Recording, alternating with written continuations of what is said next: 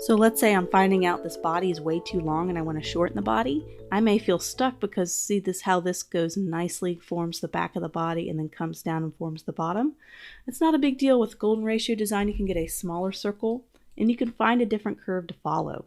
So I'm going to go ahead and try to shorten this body a little bit. Just going to line this up. See, I'm kind of lining the circle up here, but also down here.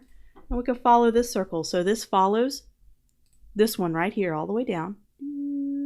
And then we could start to change and it can follow this one now. So I could shorten the body. So it's really just following those curves. As long as you follow those curves and they're all within the golden ratio, it's all fair game. And I'm just subtracting points if I have too many. And I could even subtract this tail and do the tail at another time. That might make it a little bit easier.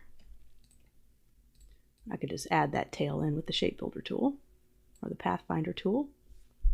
Let me smooth all this out.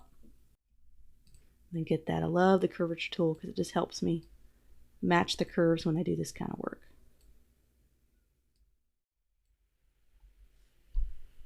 So now we have a shorter body and we can go ahead and toggle that on, kind of see how that's starting to form. If we wanted to, let's go ahead and move this, make sure that's on the top. You could see that, how the rounded head.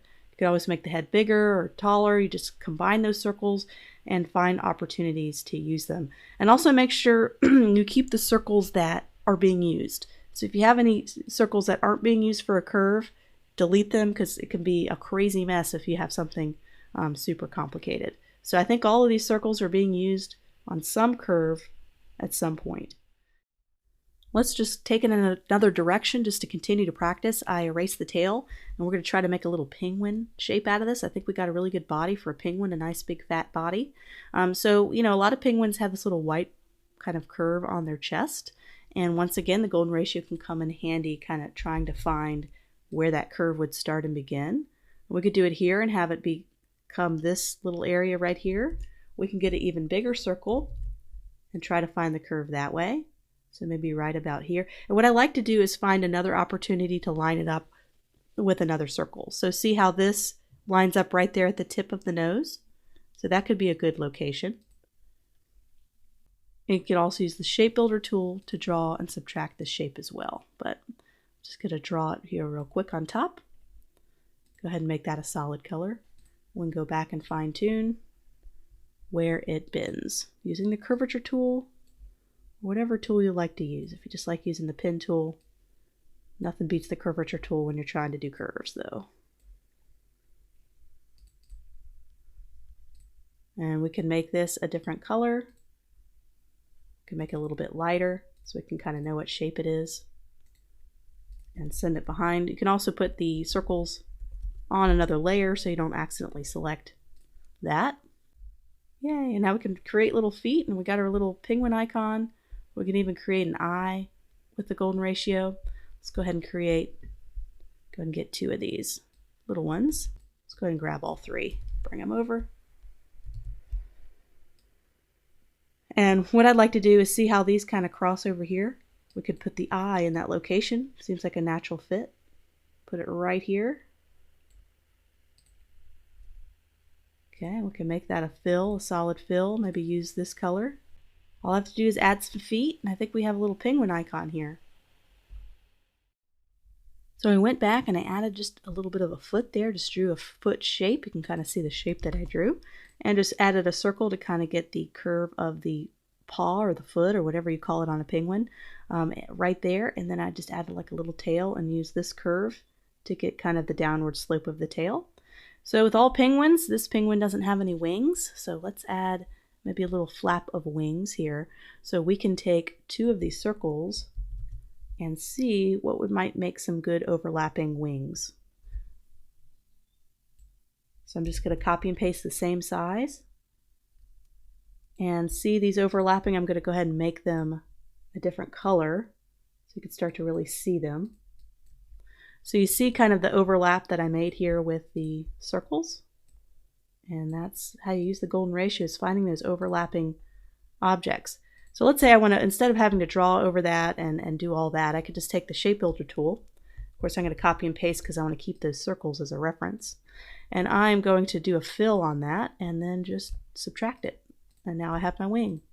And now I can make it the same color here and go ahead and keep these circles here for a reference guide so I could show people how I came up with that shape.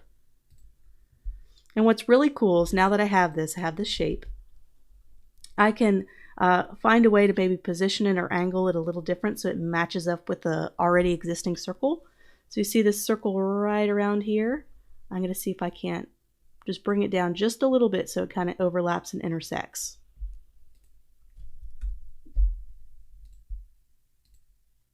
So at least there's some kind of connection with the other circles. So this looks like a hot mess, but what we'll do is we'll go ahead, and you can always put these on different layers so you can toggle off your golden ratio circles and not affect the penguin. So let's see what we have here.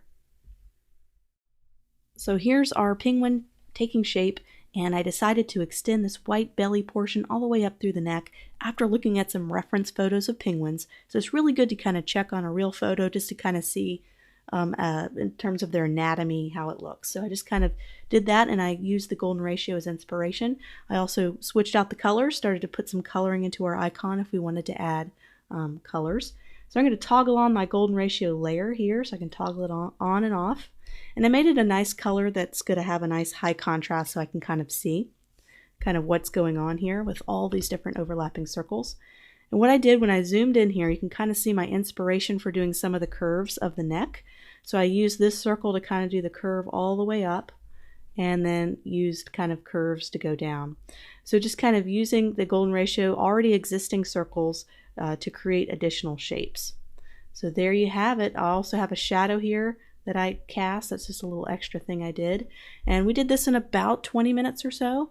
So not bad for a little icon in 20 minutes with a big help from the golden ratio. And so a lot of times I'm going to go ahead and lock this layer.